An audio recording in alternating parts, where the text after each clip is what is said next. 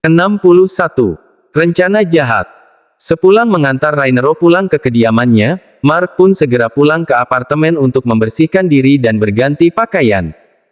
Tak lupa ia mengambil jaket berwarna hitam dan mengenakannya. Setelah memastikan penampilannya rapi dan wangi, Mark pun segera menuju basemen. Ia masuk ke tempat khusus memarkirkan kendaraannya. Ada beberapa kendaraan di bawah sana. Dari mobil hingga motor. Mark tampak menimbang, mana kendaraan yang akan digunakannya sore itu. Hingga pilihannya jatuh ke sebuah motor sport Ducati Panigale V4 Superleggera berwarna merah. Mark pun segera naik ke atas kuda besinya lalu mengenakan helm. Setelahnya, ia menyalakan motornya sebentar sambil menggeber-gebernya. Setelah motornya cukup siap untuk dilajukan, Mark pun segera melajukannya. Awalnya Mark menggunakan kecepatan standar, tapi saat di jalanan yang lengang, Mark menaikkan kecepatan motornya. Apalagi waktu sudah cukup sore. Sebentar lagi Adisti pulang. Ia tak ingin terlambat menjemputnya wanita pujaan hatinya itu. Saat Mark berhenti di lampu merah, mata Mark memicing ketika melihat sebuah toko yang menjual jaket wanita. Mark pun berinisiatif membelikan Adisti sebuah jaket agar sama seperti dirinya. Setelah mendapatkan apa yang ia inginkan, Mark pun kembali memacu motornya menuju restoran luksurius. Tak butuh waktu lama, hanya dalam 10 menit, Mark pun sudah tiba di depan restoran luksurius. "Anda ingin menjemput Nona Adisti, Tuan?"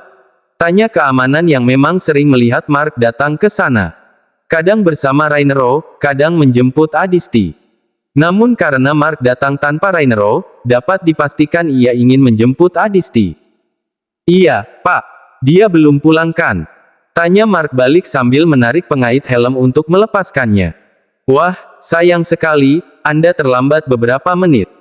Nona Adisti telah pulang sekitar 10 menit yang lalu," ujar pria paruh baya tersebut. "Apa?" Mark terkejut. Ia pun tidak jadi melepaskan helmnya dan segera menyalakan motornya kembali. "Pak, tadi Adisti naik apa?" "Sepertinya jalan kaki, Tuan, soalnya dia lewat jalan itu." Mata Mark pun membulat. Bila Adisti memang jalan kaki, artinya ia belum terlalu jauh dari sana. Mark masih memiliki waktu untuk menyusulnya. Ia pun mengucapkan terima kasih pada keamanan tersebut dan segera melajukan kuda besinya menuju gedung apartemen Adisti. Baru beberapa menit melaju, Mark tersenyum saat melihat penampakan seorang gadis yang ia yakini adalah Adisti tengah berjalan dari kejauhan. Mark terus melajukan kuda besinya, tapi tiba-tiba ia melihat sebuah mobil sedan berwarna hitam berhenti tepat di belakang Adisti. Lalu dari dalamnya keluar seorang berpakaian serba hitam dan wajah ditutup masker. Kemudian laki-laki itu dengan secepat kilat, membekap mulut Adisti menggunakan sesuatu yang ada di tangannya lalu memasukkannya ke dalam mobil. Laki-laki itu pun segera menyusul masuk dan mengemudikan mobilnya kembali. Mark terkesiap sampai menegang dan hampir terjatuh dari motornya saat melihat hal tersebut. Mark lantas menaikkan kecepatan motornya mengejar mobil itu. Beberapa saat sebelumnya, di sebuah rumah mewah, tampak seorang wanita paruh baya dengan raut wajah penuh kemarahan tengah bertengkar dengan sang suami. "Ini semua karena kau. Gara-gara sifatmu yang angkuh itu, perusahaanku bangkrut. Semua investor menarik investasi mereka. Kau tahu, pengaruh Alf Company di perusahaan kita sangat besar. Berkat Alf Company, perusahaan kita bisa bangkit dari keterpurukan. Berkat Alf Company, banyak investor lain yang melirik perusahaan kita. Tapi lihat, karena ulahmu, semua kerja kerasku hancur. Setelah Alf Company menarik investasi, kini yang lainnya pun ikut menarik investasi mereka. Semua hancur. Hancur. Kau mengerti, hancur," raung Austin murka pada sang istri yang memang sejak dulu selalu saja bersikap angkuh. Yah, sebenarnya ini salah Austin sendiri. Austin tak pernah sekalipun menegur kesalahan istrinya. Ia menganggap wajar sikap istrinya. Tapi kini, akhirnya sikap istrinya pula yang menghancurkan mereka. Sikap sombong yang selalu mengagung-agungkan harta dan tahta, membuat mereka akhirnya benar-benar hancur. "Kenapa kau menyalahkan aku? Ini salah wanita miskin itu. Karena ulahnya lah Alf Company sampai menarik investasi mereka. Aku yakin, perempuan miskin itulah yang meminta putra pemilik Alf Company menarik investasi mereka. Jadi jangan salahkan aku. Ini semua salahnya, bantah istri Austin yang tidak terima disalahkan. Mereka terus bertengkar dan bertengkar. Karena tidak terima terus-terusan disalahkan, perempuan bernama Christina itu pun meninggalkan suaminya. Di dalam kamar, Christina lantas menghubungi seseorang. Culik perempuan yang ada di foto yang barusan aku kirim lalu singkirkan dia jangan sampai meninggalkan jejak. Titah Christina pada seseorang yang ada di seberang telepon. Laki-laki itu pun mengiyakan. Christina lantas mentransfer sejumlah uang sebagai uang muka. Sisanya akan dibayarkan setelah misi berhasil. Kembali ke jalanan ibu kota. Mark masih terus berusaha mengejar hingga ke jalan raya. Laki-laki yang menculik Adisti akhirnya sadar kalau ada seseorang yang melihat aksinya menculik Adisti dan mengejarnya. Ia pun menaikkan kecepatan mobilnya. Mobil sedan yang sepertinya sudah dimodifikasi sehingga memiliki kecepatan cukup tinggi itu pun melaju kencang. Mark pun tidak tinggal diam. Ia pun menaikkan kecepatan motornya hingga akhirnya bisa menyusul mobil penculik tersebut. Kini motor Mark telah berada tepat di sisi kanan mobil sedan hitam tersebut. Mark menekan klaksonnya berkali-kali, tapi mobil itu tak mau berhenti. Ia justru kembali menaikkan kecepatan mobilnya hingga terjadilah aksi kejar-kejaran. Sebenarnya bisa saja ia langsung menghadang mobil tersebut, tapi hal tersebut tentu besar risikonya. Bukan hanya membahayakan dirinya, tapi juga Adisti. Di negara itu, ia tidak memiliki kuasa apapun. Dia hanya orang asing di sana. Mark terus berpikir, bagaimana cara aman untuk menghentikan mobil penculik tersebut. Hingga terlintaslah di pikirannya untuk meminta bantuan pada Rainero. Tak menunggu waktu lama, Mark pun segera menghubungi Rainero. Sudah lebih dari 30 menit Mark mencoba mengejar mobil tersebut. Entah kemana mobil itu akan membawa Adisti. Rasa cemas menggelayuti benak Mark. "Halo," ucap seseorang dari seberang telepon. Mark bersyukur ternyata panggilannya langsung diangkat oleh Rainero. Ia pun segera mengutarakan maksudnya menghubungi Rainero. "Tuan, aku butuh bantuanmu," ujar Mark. Di seberang telepon, Rainero yang sedang memperhatikan si kembar menyusu pada sang ibu pun segera beranjak dari sana. Ia dapat merasakan kalau ada yang penting yang ingin Mark sampaikan. "Apa? Tuan, Adisti diculik. Aku sedang mengejarnya. Tapi aku sulit untuk menghentikannya. Bisa kau membantuku?" Rainero tentu saja terkejut dan langsung mengiyakan. "Katakan, apa itu?" "Aku tahu Anda mengenal banyak petugas kepolisian, tolong bantu aku untuk mengejar mobil sedan hitam dengan plat XXX. Sekarang kami ada di jalan XYZ. Aku khawatir, laki-laki itu akan melakukan hal yang membahayakan nyawa Adisti." Rainero yang sangat tahu kalau Adisti bukan sekedar sahabat bagi Senina pun segera mengiyakan. Ia pun segera menghubungi petugas kepolisian yang ia kenal untuk membantu Mark sesegera mungkin. Tiba-tiba mobil yang membawa Adisti masuk ke jalan menuju area perbukitan. Hati Mark makin cemas tak terkendali. Ia pun nekat menyerempet mobil tersebut agar mau berhenti. Tak peduli bagaimana keadaan dirinya, yang penting ia harus bisa menyelamatkan Adisti. "Brak! Bruk! Adisti, bangun sayang!" teriak Mark berharap Adisti segera membuka matanya. Laki-laki di balik kemudi hanya tersenyum remeh. "Adisti," pekik Mark lagi. Adisti yang samar-samar mendengar namanya dipanggil pun mengerjapkan mata. "Bruk! Ah!" pekik Adisti saat kepalanya membentur sandaran kursi depan saat mobil itu diserempet paksa oleh Mark. Akhirnya Adisti benar-benar membuka lebar netranya. Matanya terbelalak saat menyadari kalau ia sedang berada di dalam sebuah mobil yang entah milik siapa. "Adisti," pekik Mark lagi. Adisti menoleh ke jendela samping. Matanya terbelalak saat melihat Mark sedang mengejar mobil itu dengan motor Ducatinya. "Hei, kau, katakan kau siapa? Mengapa aku ada di dalam mobilmu?" pekik Adisti. Laki-laki itu pun terkejut. Tadi ia terlalu fokus dengan jalanan dan juga Mark membuatnya tak sadar kalau Adisti telah sadarkan diri. "Sial," umpatnya kesal. Padahal seharusnya ia telah merealisasikan tugasnya sejak tadi. Rencananya ia akan melempar Adisti ke dalam jurang agar tak ada yang dapat menemukan dirinya. Tapi karena sibuk menghindari kejaran Mark, membuatnya mengulur waktu.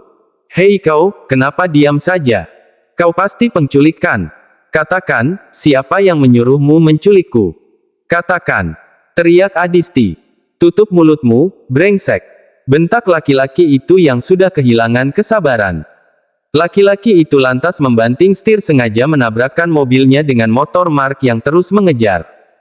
Ia telah jengah melihat Mark terus mengejarnya. "Brak! Bruak! Cit! Mark!" teriak Adisti saat motor Mark tergelincir hingga laki-laki itu ikut terseret beberapa meter dari posisinya semula.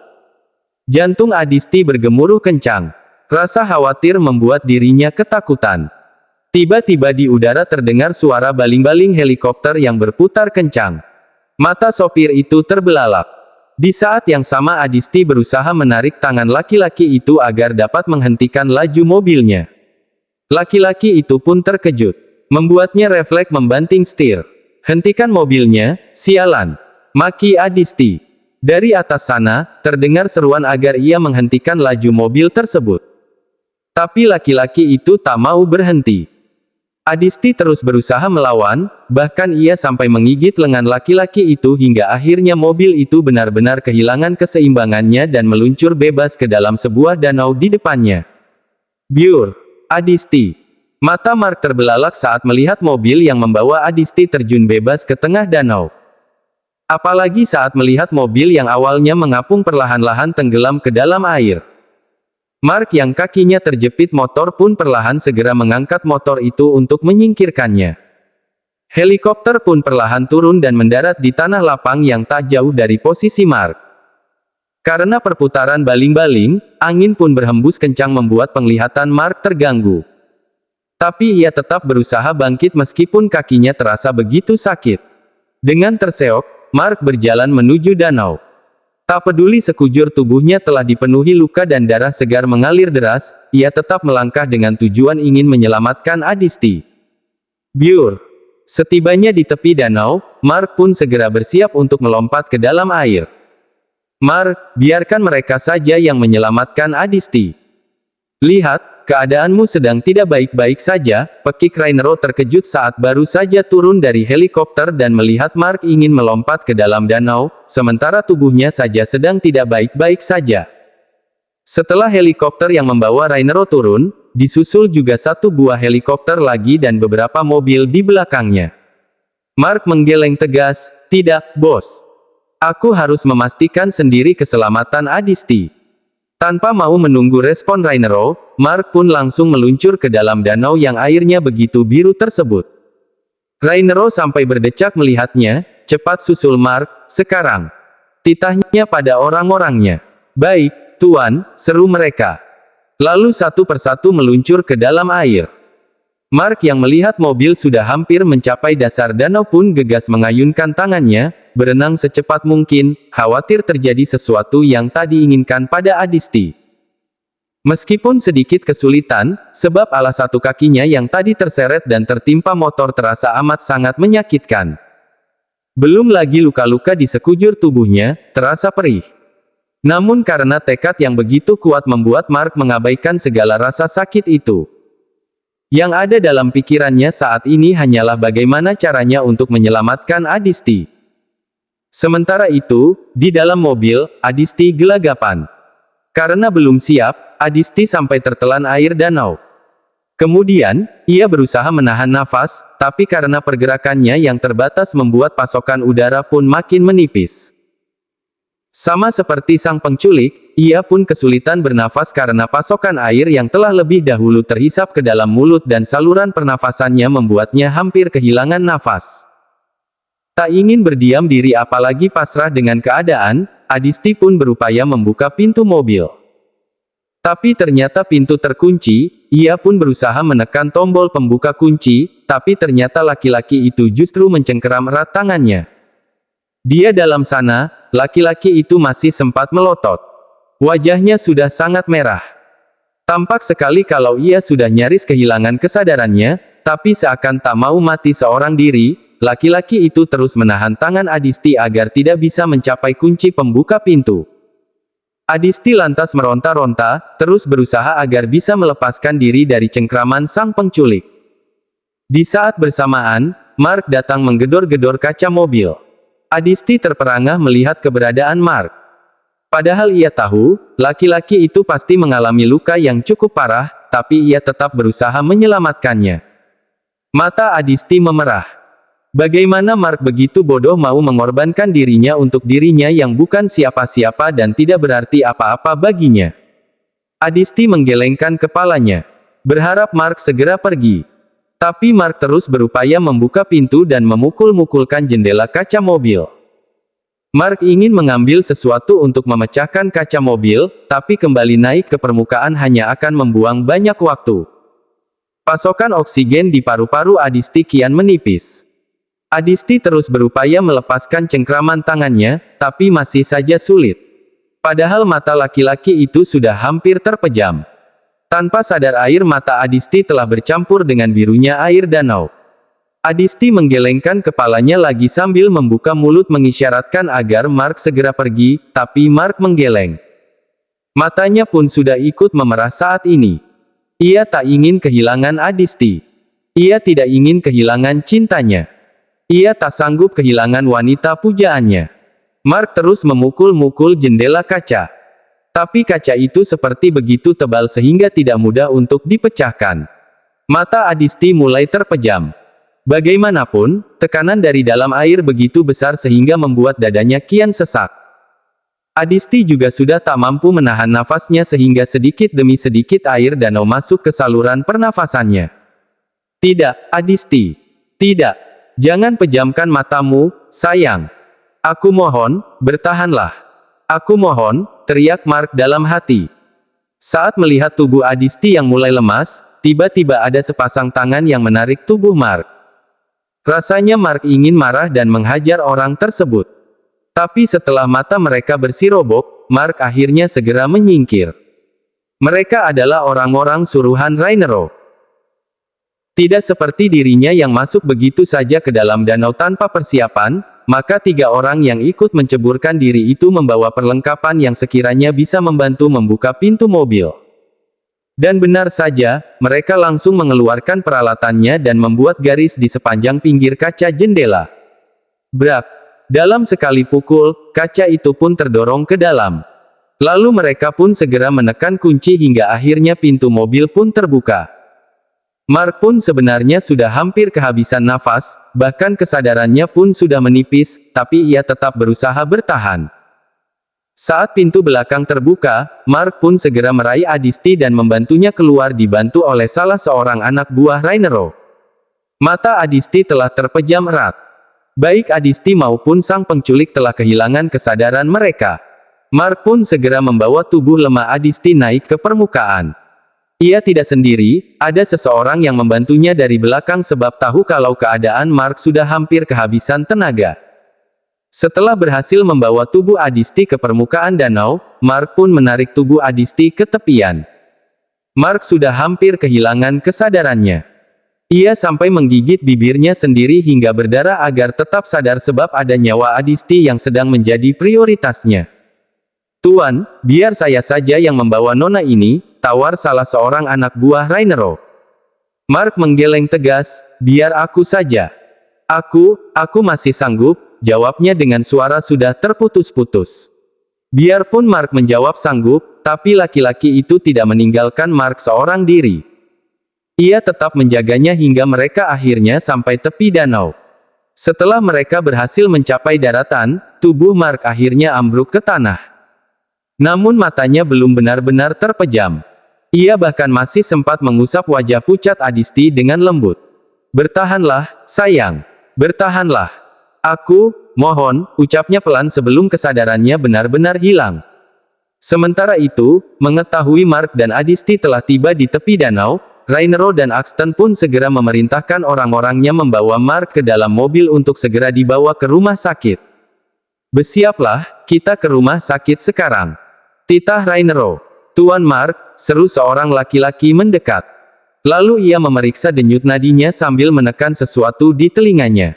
Tuan Mark selamat, tapi kondisinya sangat lemah, lapornya pada seseorang di seberang sana. Baik.